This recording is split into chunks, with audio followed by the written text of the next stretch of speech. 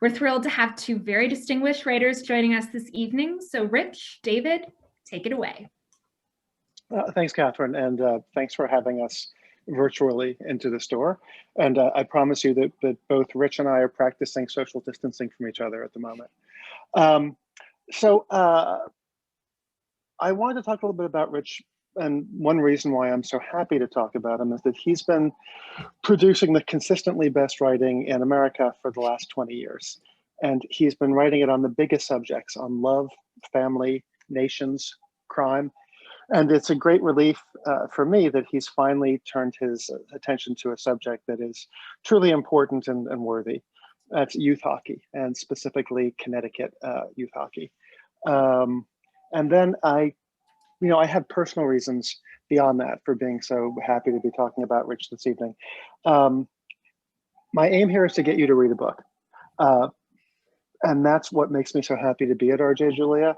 But really, I'd be happy to be anywhere talking about this subject, because this has been like my great sideline for the past 2 decades, urging people to read books by Rich Cohen. If any of you guys missed the city, this is you guys are getting a lovely siren call of the New York City sirens. Rich has provided a valuable assist by writing such immensely good stuff. They've been critical hits. They've been New York Times bestsellers. We'll get there in a moment. I don't think we have a better prose writer right now. In the same way that his era's basketball offered no better athlete than Michael Jordan, and stand-up comedy right now, there's no one better behind the mic than Dave Chappelle. There isn't anybody better, more forceful and graceful at the keyboard than Rich Cohen. I first read him, I first heard about Rich in the mid-90s. I didn't know it was Rich. A friend of mine worked at the New Yorker down in Midtown. And the really hard thing at that magazine is to publish what are called Talk of the Town stories. And there was this guy at the New Yorker who I only knew as the messenger. This is before email, and also apparently before telephones. New Yorker editors would scribble advice and requests on slips of paper and then hand them off to people to carry them upstairs and downstairs. The people carrying them were the messengers, not an elevated job.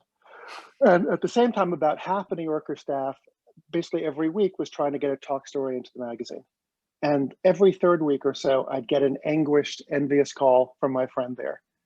The messenger just sold another one. Rich's books began to come out, Tough Jews being the first in 1998.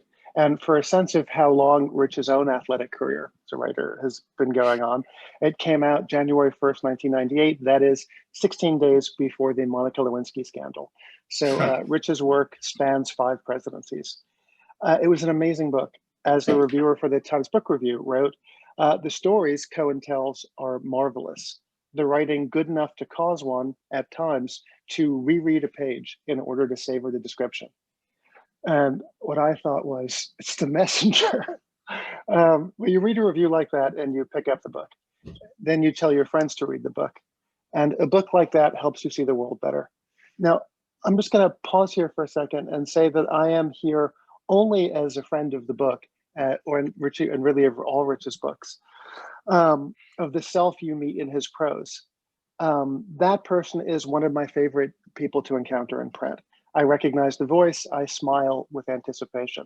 But I actually don't like Rich very much personally, or I'm on the fence about him. Sometimes he's great, sometimes he just goes away. That is, he's undependable in the way of any person, but he's absolutely dependable as a writer. I'm not sure I'd drive to RJ Julia or Bookhampton for a party to celebrate Rich the person, but I'd go pretty much anywhere. To stores much less cool and fun and elegant as this store in Madison to celebrate Rich's prose. I began talking about that prose from the Lewinsky scandal to now. When Rich became a contributing editor at Rolling Stone, I was telling people to read his unbelievably funny and smart profiles. When he then also became a contributing editor at Vanity Fair, he's a busy writer, I told people, just pick up Vanity Fair when you see the words Rich Cohen. Angelina Jolie used to ask for Rich by name. He is fun to be around. Stuff he wrote there was anthologized in the Best American Travel Writing, Best American Essays. And when that happened, I had the pleasure of getting to say, see, that That's what I was talking about. That is, I had the pleasure of being a longtime fan. And I got to push his books on people. I am evangelical on this topic. Okay, why? Reading is whatever we say when we're at bookstore events or in bookstores or trying to get someone to come with us to a bookstore. Reading is not the most fun thing we can do, or it is, but only at certain times with certain books. But for our brains, it is maybe very much the best thing we can do. A Peloton is a dependable way to exercise the legs, heart, lungs. So is tennis, so is hiking, swimming, or just going out to muck around with the dog. But the only exercise machine we ever get for the brain is a book. When my own brain gets flabby and sloppy, when my conversation goes dull, when I find myself just waiting out most situations with that sort of dull, vague, overstuffed look, and my note here says to demonstrate. So the only choice I have then is to read.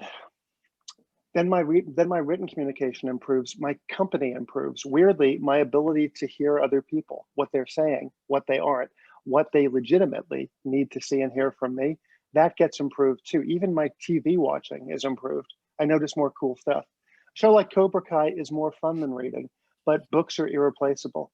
And the person whose work has been best for that kind of reading for 20 years is Rich, a thrillingly good writer. I feel like a better person after reading him. So I'm also here to discharge this great debt of gratitude. Let me give you a sense of what I mean about being able to see the world a little bit better when you read someone as good as Rich. This is just him talking about a snowfall, very incidental moment in Pee-wee's. The first storm consisted of pepperoni-sized snowflakes that accumulated hour after hour on the narrow roads. They muffled every sound, cushioned every step. It was a cake crust, a wonderland. The dog disappeared in the snow. We saw her tail moving in the distance like a dorsal fin. Rich has published books on the history of rock and roll in general and on the history of the Stones in particular, on the history of the American gangster, and about some tough customers in his own family. First time he appeared on the bestseller list was for writing a autobiography of Jerry Weintraub, the man who gave us the Ocean's 11 movies and the second resurrected career of Frank Sinatra. He gave us the history of NFL football in the book Monsters, and the Wall Street Journal called it the best book on professional sports I know. He gave us the history of the Chicago Cubs, and when he published a book last summer about the first great American public criminal, the anchor on CBS This Morning said, "I'm not sure there's a better nonfiction writer in America than Rich Cohen." And I felt at last like I could rest. So now, as I so often do on nights when I'm not being Zoomed through the courtesy of the servers at RJ Julia, I can do the thing that I normally do, which is tell people, read this. It's by Rich Cohen. It's another story by The Messenger. So, Rich. Thank you. The car keys will be in the mail. I promise you. Yeah, and you got the finish I wanted, right?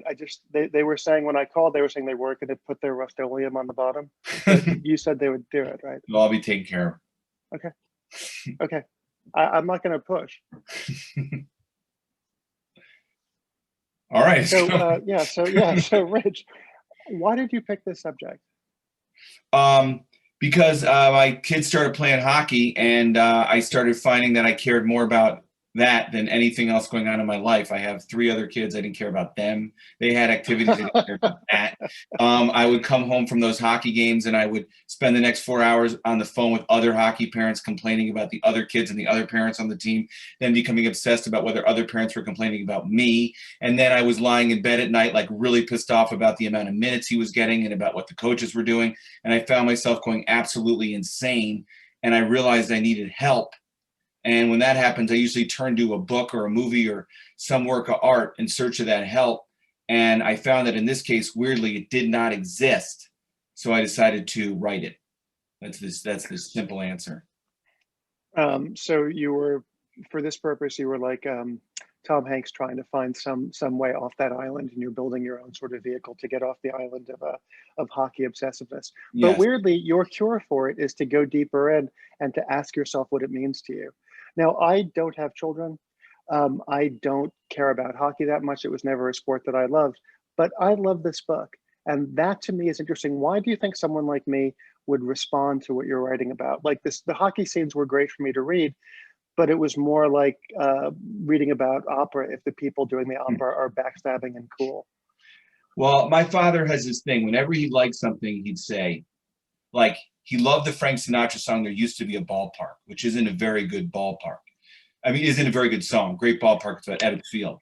And when I used to ask him why he liked such a crappy song so much, he would say, because it's not about a ballpark, you schmuck. It's about life. It's about life. And that was it. I felt like it was about life, because everything that's working and everything that's not working about America is out. You find it at the hockey rink, just intensified and amplified. And hockey is just like parenthood. It's just a more extreme experience. And this very weird thing happens when you get involved in youth sports. And I found it most with hockey, which is you just become this version of yourself that you promised you'd never be. And I call it sort of the hockey cortex. You might not know you even have it in your head, but if you get exposed to the right conditions and you're the right kind of person, it's somehow lit up and you go absolutely nuts. So I think that people respond to it, if they respond to it, just because it's universal and it happens in everything. And I know this because one of my sons really likes to watch the show Dance Moms. And sometimes I look in there and I'm like, oh, yep, same thing. Hockey parents, dance moms, same thing.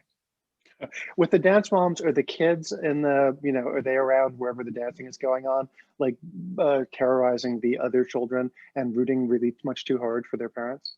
Yes. I mean, hockey has a great advantage, unlike the competitive dance, which is the parents are separated from the kids by a thick sheet of plexiglass.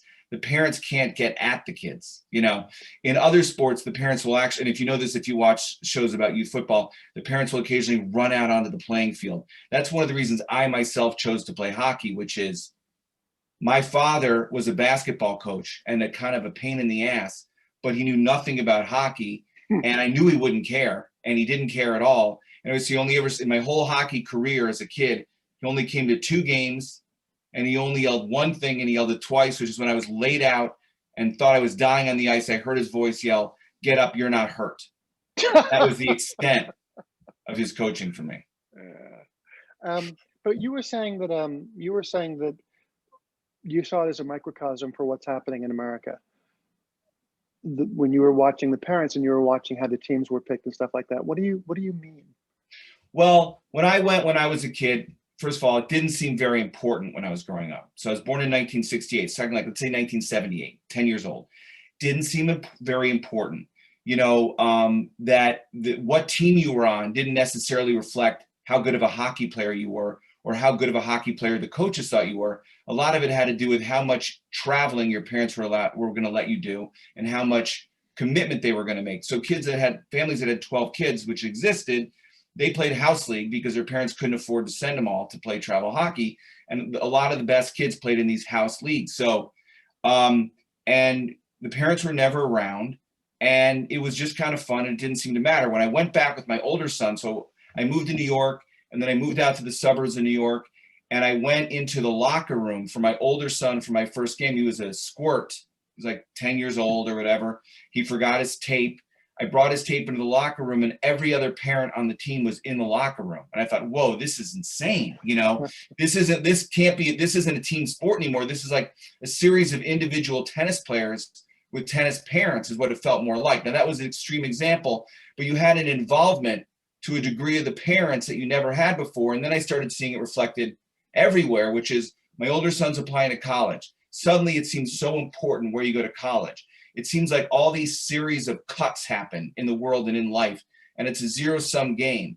And if someone else succeeds, that's one less place for you and your kid. And everything gets wrapped up in that. So you have a situation where, parents aren't necessarily looking out for the team or looking out for each other. Sometimes they are, sometimes they aren't. And another example I gave is with my older son. He was having some trouble learning certain skills in skating.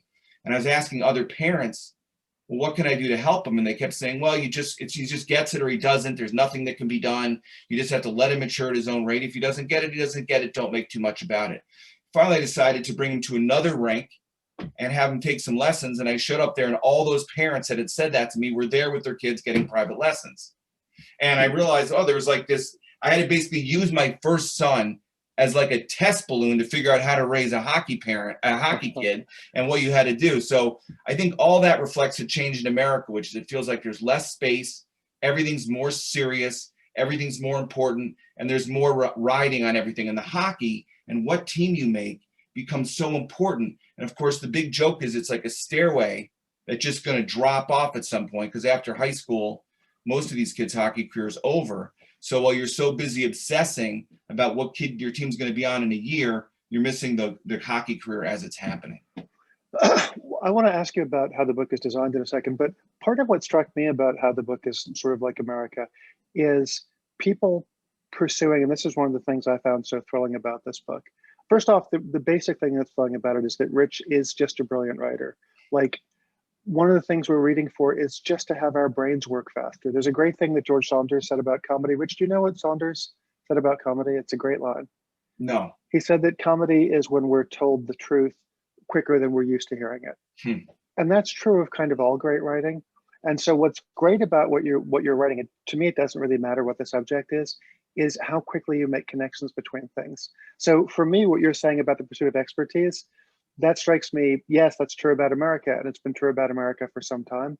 But what you catch in the book, which I found kind of thrilling, is the way people now try to pursue their own advantage, which is just what Americans do. And I just think what people, maybe just what animals do, right? But they try to pursue their advantage or their family advantage now under a guise of certain kinds of agreed upon dialogue. Like there's a wonderful coach in the book who's the coach of your son's team, the Bears. And he keeps pushing for, more team-like hockey. This is probably about the first third of the book. And the team is winning. And there's two coaches. Coach Pete was fine with it because it worked. But it soon became clear that Coach Hendricks hated it. This is the team style of hockey. Even when we were winning, he said we were winning like idiots, stupid and ugly. There's a right way to play this game and a wrong way, he explained. This is the wrong way. It will not work against top teams. It's elitist and excludes half our players. We need to play team hockey, good, solid, sound textbook team hockey that includes everybody. Now, that sounds right, but of course, as you find out through the book, Coach Hendricks' daughter is on the team. And she is not one of the best skaters and not one of the best scorers. So when the team is playing really well, often it's because his kid isn't on the ice. And so one of the fun things is not saying the thing, which is, hey, I'd like my kid to get more ice time, which every parent wants, but instead saying team hockey means everybody plays and it's elitist not to have her on the rink. Is that the kind of stuff you're talking about how America seems different now?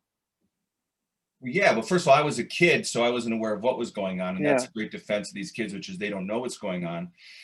But yeah, it's like, like changing a personal advantage, rephrasing what is a personal advantage for your kid and couching it as kind of a good, a moral, objective good. And, the fact is that we had a weird team because in this organization, they have these tryouts, which are like these little kid versions of the NFL Combine, where they judge by certain objective skills, like about edges in hockey. And if it's just things they can measure, and if they can't measure it, it's like it doesn't exist. So you wind up, we have 4 teams, double A is the best, A, A1, B. So there's a tremendous amount of social status put on the teams, and it's not status for the kids, it's status for the parents. And if you're on a double A team and your kid makes the A team and gets sent down, you need all new friends. And it's like you're falling down in class. Like you just got thrown out of the aristocracy and now you're at the main lunch table with all the other bums. It's like, welcome aboard, pal. And we actually had a kid, this is a later season, not in this book, who was sent down in the middle of the season, like a guy being sent from AAA down to single A ball. I felt horrible. I'm like, there's only a few games left in the season. So we wound up with this team where it had this very weird mix of really good players who weren't connected with the program, had no one looking out for them. It's like college, or had all kinds of intangible skills that were being missed in the tryouts, or maybe just had the flu the week of the tryouts, whatever the reason is. And then we had a bunch of kids who were like considered bad kids, maybe for swearing, telling dirty stories, smoking e-cigarettes, setting off the fire alarm, teaching our kids how to do horrible things. And they were the best players, but they were sent down to our team as a punishment to teach them a little bit of humility and a little respect. So we wound up with this really weird mix of like really great players who were like Kelly Leak and the Bad News Bears, and then this players that genuinely belonged on that team or a lower team, and it made for this really exciting thing. But the mojo of it is that our single A team felt that it was better than the double A team. This is all like class system in America, and they set their goal not on winning the state championship, not on achieving some excellence in hockey, but on catching and defeating the double A team to prove that they'd been shafted and that the system was wrong. And that was a goal that motivated them, and I found 100% thrilling, and that's really the center of the book. No one's ever gone the distance with Creed. Exactly. I quoted it, didn't I? I think you actually did. I quoted it all the time. Now, the season in the book is thrilling because the team takes a while to get together. It takes a while to come together, and then it begins playing really well. But then there's all that drama around whose kids are getting to play and whether people will allow them to play their best. Were you excited as a writer when you decided to write this book and you make all the time commitment, and then you see a great story that's happening around you? Just how did that feel? Well, to be honest, when it was happening, I wasn't thinking about the book. I was thinking about the hockey season. I wasn't like an undercover writer who was thinking I'm going to write a book. I was an infuriated hockey parent watching what was happening on the ice. And that's honestly all I did care about for a long time. And maybe when this COVID and the season starts again, all I will care about. So, but basically, you know, I'm a big reader of sports books and a big watcher of sports movies. And I just felt like there was a great book here, you know, and I wanted to write like a great sports book. And I thought that at this level, even though it's kids, in a way you have all this stuff about the parents and the kids, but at the core of it is a kids hockey team that plays great hockey. And I think hockey is the best, most exciting sport. It's the best sport for kids. I think this experience has made my son a better person. You know, I mean, I say negative things, but all in all, the experience is hugely positive. And these are issues that everybody has, you know, but I felt like I'd written a book about football and I'd written a book about baseball, and I really wanted to write a book about hockey. And I thought the most pure version of sport is youth sports, because those kids are playing for no reason except they love hockey. And the only thing getting in their way is the parents who are like the agents in Jerry Maguire. You know, they're the only ones with like another ulterior motive or something. So that's really what I saw as a core of it. Now, originally, I was going to write about a different season. And originally, I was going to call this book Squirts, because I thought it would be about sports. And then this crazy season happened, which was itself like a self-made like movie. It was like the Bad News Bears, because it was about slowly building a team and learning by losing and losing a lot, and you know how the team held together and what the coaches did right and wrong. And it just seemed like when I sat down to write that I didn't have to stretch to find drama in it. The drama was in the season that we had just lived. And is that why you like writing about sports so much, or B, is there a different reason? Like, what you've now written, this is your fourth sports book, and you're writing another sports book I know now too. So what is it about sports that you think makes for such great narrative? Well, what I like about writing about sports is, you know, most people go around in their lives trying to hide their true emotions, true feelings, true personalities, you know. And in sports, you see all the stuff that's hidden is out in the open. And normally it's the players. Well, I just remember a Dodgers game a couple of years ago where the pitcher on the Dodgers pitched a perfect game. Now, there's very few perfect games in the history of baseball. A perfect game going into the ninth inning. The third baseman committed an error, okay? And then a bloop single, he loses the game. So he pitches basically a perfect game and loses.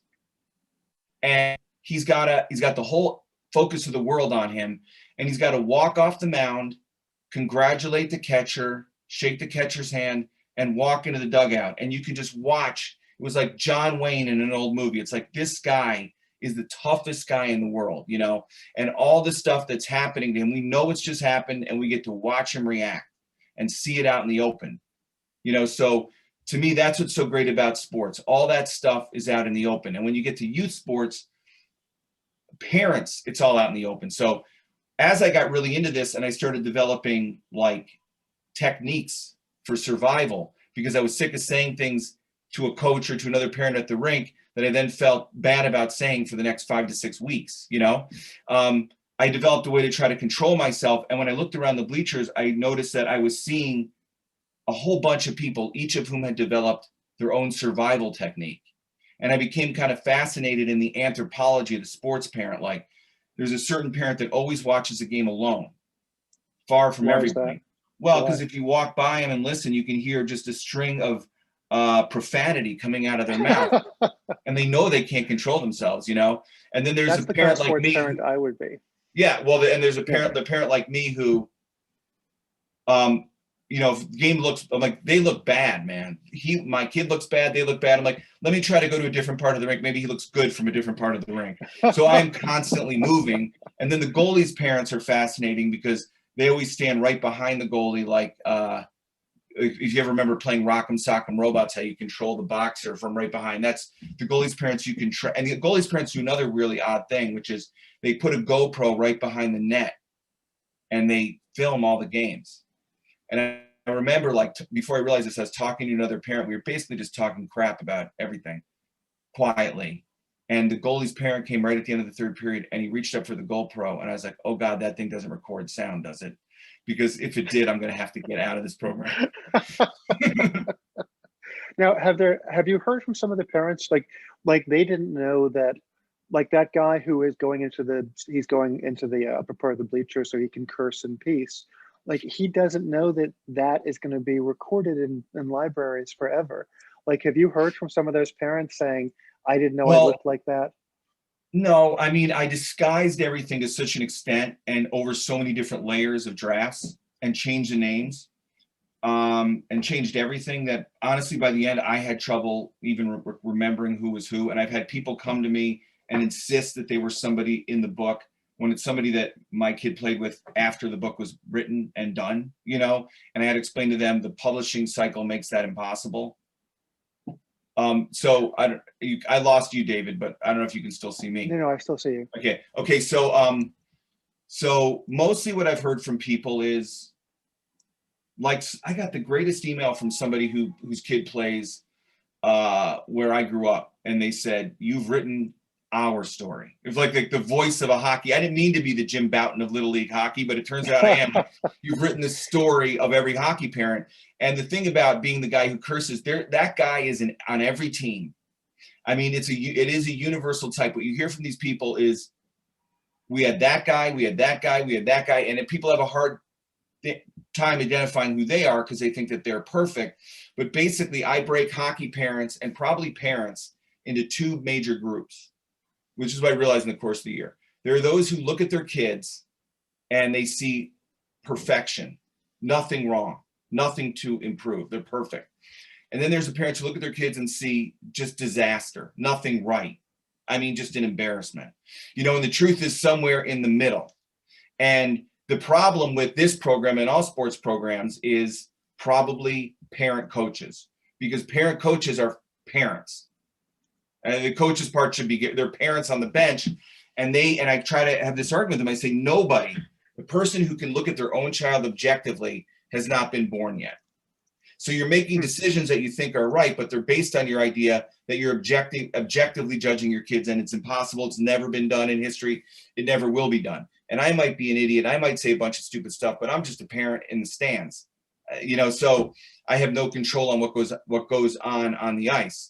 And I was a coach for my older son, and I stopped because I realized that I felt like I was such a bad coach, you know, for all these reasons. So, you know, it's just parenting. It's like, and that is a difference from our time, which is, I feel like I never had a parent hockey coach, but I had a lot of parent baseball coaches. And usually what happened is the coach's kid was usually the best or one of the best kids on the team. Okay. But the coach would not want to appear in any way to be favoring or biased against his kid. So he would, if you saw a kid who was an unbelievably great baseball player, but he was playing right field and batting at the bottom of the lineup, you knew that was the coach's kid, and he was doing the right thing. Now it's the opposite. So because I blame this partly on Malcolm Gladwell, who said you need to practice 10,000 hours and you need to be on the right team and you need to be born in the right year if you want to be great at everything. And it made all these people feel like there's a code and they know the code. And one of the things they want to do is get their kid enough ice time to get to the 10,000 hours. What he doesn't tell you is you can practice 10,000 hours and still suck at something, you know? And one of the reasons some people are coaches is because they're able to get their kid more quickly to that 10,000 hours. The joke is we're not even playing at a very elite level of hockey here. So none of these kids are going to be Malcolm Gladwell's master. They're just going to wind up with this, you know, experience that is kind of weird. But the last thing we'll say about this is, as for the kids, I don't think they have any awareness of this. I don't think they care. I know for my kid, hockey's like pizza. There's no bad pizza. I mean, it could be a frozen pizza from DiGiorno's, or it could be a Lou Malnati's pizza from Chicago. It's pizza. And that's how he was about hockey. And if you were to, and it, not just the game, but like mobsters used to say, the life. That's what they love, the life, which is the road trips with their parents, staying in hotels with their friends. And by far, if you ask my kid what's the best thing about playing hockey, he's going to say the breakfast buffet at the Holiday Inn in King of Prussia, Pennsylvania. Great. On that note, Catherine, I wondered if you would begin letting in the audience questions. And while you're kind of going through this, Rich, what do you think books are for? Like you said you wrote this because there wasn't a book about hockey parenting, which essentially could tell you both what to look for and what to expect from yourself, from the other people, what to avoid. Just one of the great things that books do, right? They give you a sampling of the experience before you have the experience. But what else are books for you? That's like a big question. I mean, I ask myself often, like, why am I writing this? I ask it all the time. I mean, I think it's partly, I mean, I know one of the things I love about books when I really connect with the book is when it says something out loud or in a book in print that I've thought without even realizing I thought it. You know what I mean? Like it puts something into words and it names it. And before, like, can you give us an example of something that a book named for you? I think Walker Percy, that was like a big, when I read The Moviegoer and those Walker Percy books, I was at Tulane, and the way he explained about the idea of, you know, he wouldn't ride the bus because he considered the city bus a malaise collector. And I found that to be 100% true in my experience of the city bus, you know. And he would do things like that constantly. And he had this thing in that movie where he talks about a guy early in that book, in The Moviegoer. There's a couple on their honeymoon. Their marriage is about to go to total hell. They feel terrible about their marriage, and it's like the third day of their marriage. And William Holden is walking through the French Quarter in New Orleans, and he comes up and he asks the guy for a light, and the guy very coolly gives him a light, and the marriage is saved because they realize that the place that they've chosen to be and the life that they've chose to live has overlapped with the life of William Holden, and that's it. And I had that same experience in the youth hockey season, which I write about the book with Mark Messier, which is we had a game in West Hartford at a tournament where the other coach was Mark Messier, and there's a whole story about it, but we got crushed in that game. It's a beautiful part of the book, and those parents are just thrilled. They realize just what the character feels in the Walker Percy novel, that every choice they've made. I keep talking about that. Right. Like, was it a mistake to go to, UConn? Well, if I hadn't gone to UConn, maybe I never would have gotten here and never would have been on the same ice as Mark Messier. So going to UConn was the right decision. Should we have stopped at that, diner? If I hadn't stopped at that diner, we might have not made the game on time, wouldn't have been on the ice with Mark Messier. So everything that's what it seemed like. And I felt it too. But at the same time, I felt that I was sort of shocked by it. And that's my predicament in life, which is to be both completely engaged and also partly removed, which is, I guess, I still never really answered your question exactly why I write a book, but I think it's that. And in a thing like this, where I find myself in the grip of emotions I don't quite understand, writing a book is a way to explain myself, to make sense of the experience, hopefully make something that's lasting. And if it works, one thing I've realized that my whole writing career is based on is that if I'm a completely average person, there's nothing special about me. I'm right in the middle, just like my kid playing hockey. I'm dead in the middle. So if I feel something, then millions of other people feel it. Most people feel it. I'm not an outlier. I am in the middle. So if I feel it, other people feel it. And if I express it accurately, it should connect with other people. And I know that's true with this book because I've gotten so many emails from people who have gone through or are going through the same thing, not just in hockey, but in soccer and lacrosse and basketball and all these sports. That was beautiful. Okay, so Catherine, are we going to start taking questions from the audience, or? Yes, we are. And so actually, Rich, that is a perfect segue into one of our first audience questions. The book was so true to my experience. I felt like we were sitting in the rink together. How do you think the life of hockey will impact our kids long term? I think, first of all, it's just, I think it's, like I said before, I think it's made my son a better person, because you don't realize, how being a team is really, if you could be a good teammate, you're just become kind of a good person. Because for a team to really work, and this is something we had to learn in the course of the season, the really good players have to sublimate a bit of their talent, to make the whole thing go. And a big thing that they always have is, passing. Hockey's so interesting, passing, because these kids, a lot of them don't want to pass. It's like a stupid, and the coaches, get very mad at that. But I always say to the coaches, look, the thing is, the reason why passing isn't valued by these kids is because it's not valued or celebrated by the coaches. One thing I always make my kid do is, if he scores a goal, is find the people who assisted him on that play and thank them, because it draws attention to them. And so I think that all of that. And also, one thing that I found really fascinating was being around a lot of these kids for a few years and then watching the tryouts. You knew they got the tryouts wrong, because basically they picked the kids who were the best skaters often, but not necessarily the best hockey players. And you realize, like in life, as my father would say, it's like when you get to a tournament where it's like 6 games and they're playing in the second period of the, 5th game, and they're 4 goals down, half the kids will have basically quit and half the kids will be playing. And it has nothing to do with who the best skater is. It has to do with some intangible that really can't be measured. And those are your hockey players. And the kids learn to find that extra gear in themselves. And as far as being in New England, and it's just a great way to drive, to see the area, and to get to know which places in this part of the country have the worst coffee. I can tell you it's outside the Gunnery in Connecticut. I think that should be your next book, is a geography of New England told in coffee. Well, this original idea started as I wanted to create a Zaggett's guide for hockey parents, where it could tell you how cold different rinks were, and where it was safe to eat and where it wasn't. Perfect. So we do have another question specific to hockey. You talked a little bit at the beginning about the distinction between house hockey and travel hockey. Why, for you, did you and your family make the decision for travel hockey and not just house hockey? Well, I grew up in a town called Glencoe, Illinois, where there was no indoor rink. There was only an outdoor rink, and our hockey wasn't very good. And if you wanted to play really good hockey, I felt like you had to go play travel hockey. And basically what I did, my hockey career started when, I grew up outside of Chicago in the 70s. It was so unbelievably cold and dark for such a long part of the year.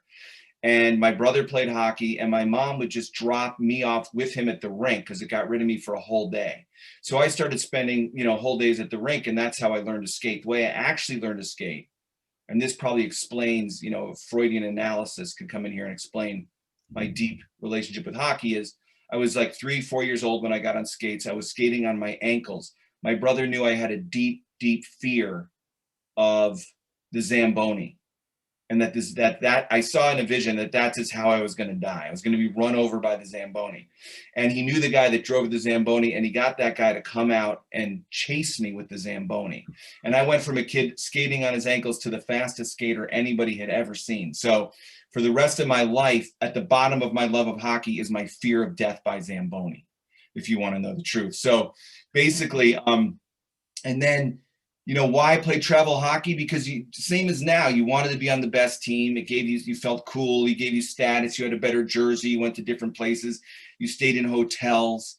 But the fact is that, like where I grew up, a lot of the best players didn't play travel hockey. They played house league hockey because of the money and because of the convenience. And it didn't really seem very important to the parents. Just didn't seem all that important. And, the funny thing is, like, that system, that house league system, probably created a whole generation of players who were very loyal to those towns. So when you talk to the people that I grew up with, they because now there's a whole problem with kids leaving programs, jumping programs. Nobody wanted to leave because they had this loyalty that went back to when they were kids. So I don't know. it's just it's a weird thing where you always want to get to the best thing, but sometimes it just doesn't make any difference. That's the big comic joke of it all, cosmic joke. Sure, absolutely.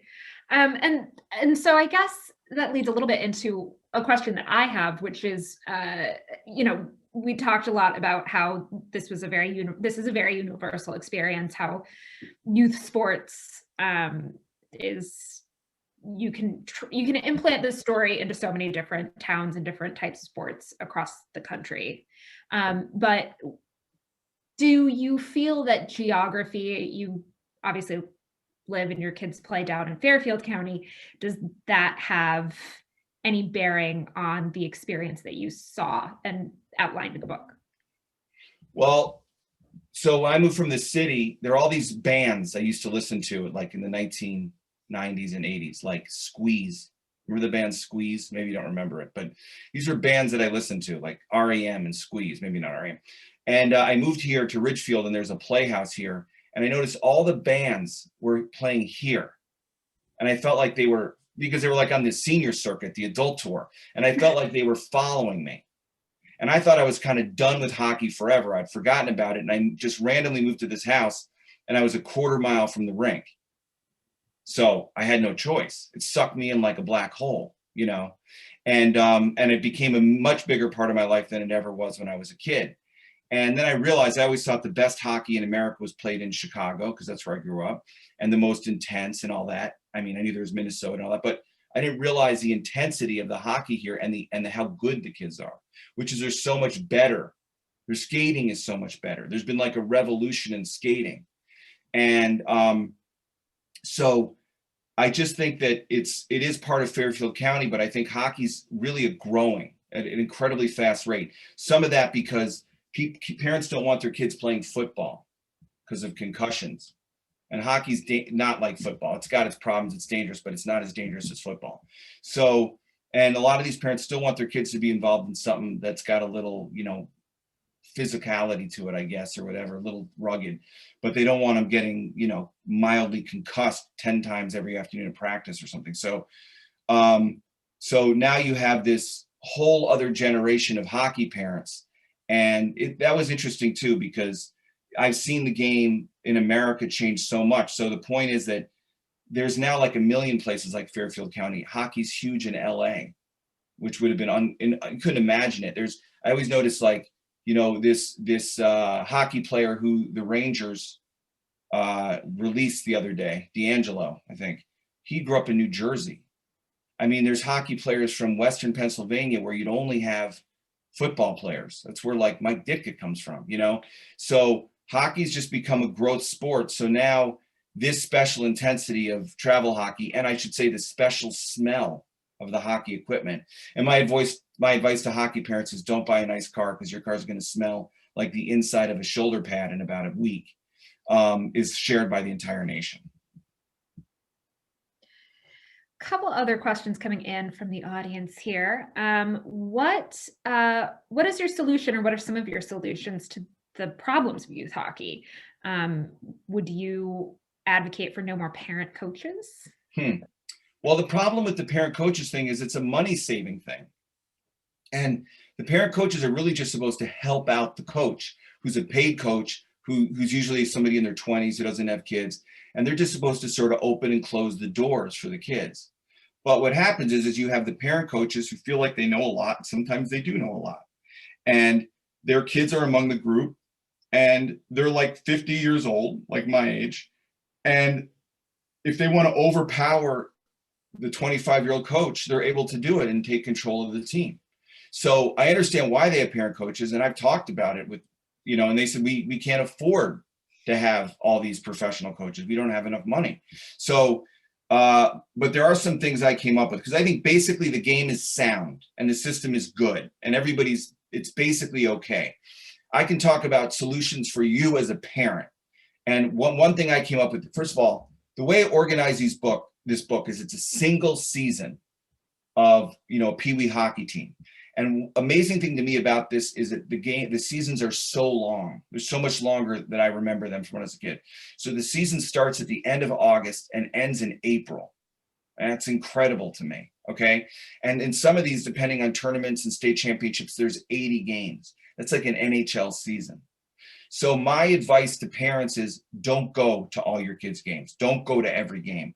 Try to go to only half the games. And that'll just lower the pressure, increase your sanity, save your marriage. And also, I think it's probably good for your kid to play without you there so that your kid isn't performing for you or looking at you in the stands. I find that if I try to sneak into my son's games and hide in the shadows, but he always sees me, it's insane. So try to completely stay away.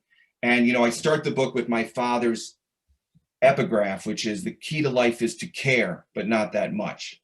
And as hockey parents, we should try to live that. And a hockey parent should be a kind of Zen Buddhist.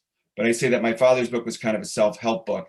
And I've learned the people that write self-help books are the ones in most need of help. Hence this book. Did you ever think of building a hockey rink outside your own house for the kids to practice on? I did. A lot of people have them around here, and I see them and I feel jealous a little bit. And I did think about it, but one, all I could picture is all the water running down the hill and into the house, And also, I feel like I think I would mess it up and I'd end up with very bumpy ice. Plus, I had a very traumatic experience when I was a kid, which is one of my best friends. They had a tennis court, and their older brother, who's kind of a hippie, just poured a hose on the tennis court one winter, and it was terrible ice, and we skated on it all winter. And then when spring came, it melted and the tennis court shattered into like 100,000 pieces. And that was the first time I'd ever seen an adult chase and attempt to punch a kid, that kid's father. So, the thing about it is I love the idea of the outdoor court, but one, if it gets cold enough, we have a lot of ponds around here that we can skate on.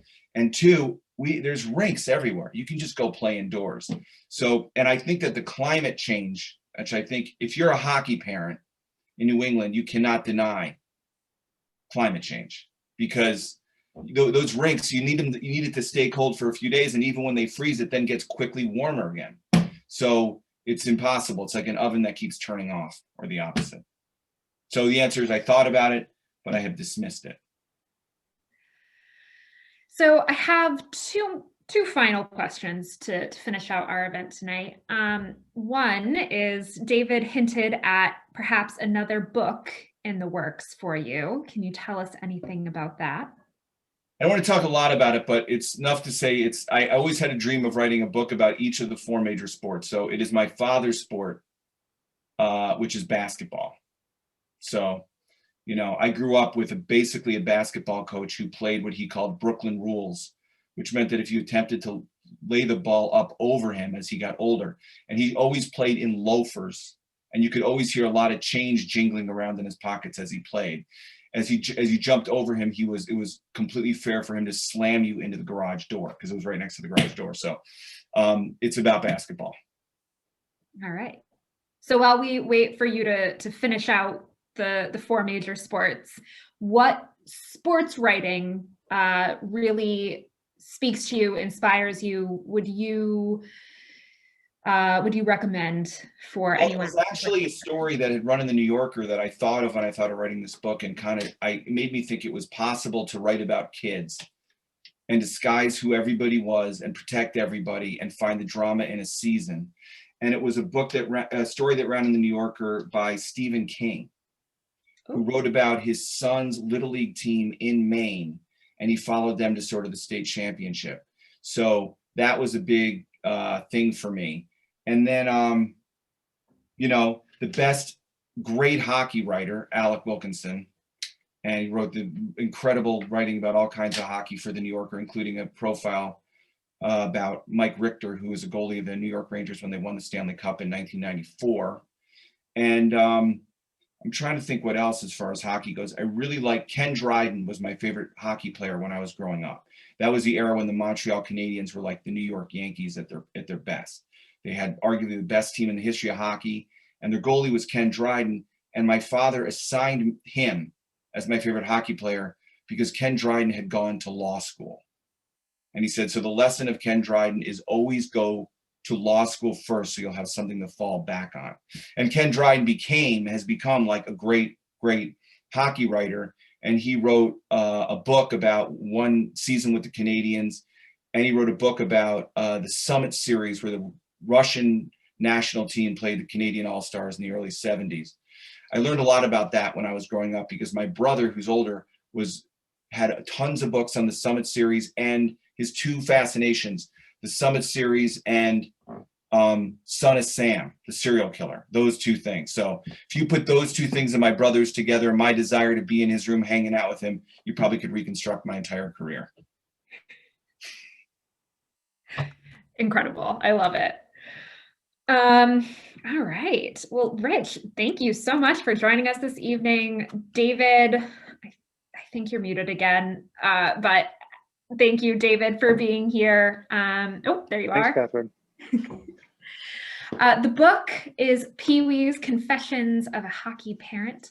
It is available for sale at RJ Julia, Wesleyan RJ Julia, and Bookhampton. We have signed book plates while supplies last, so check the links in your box. Just the book today. Thank you again, both of you, for being here this evening. Thank you to our audience members for being with us this evening. And thanks for having us.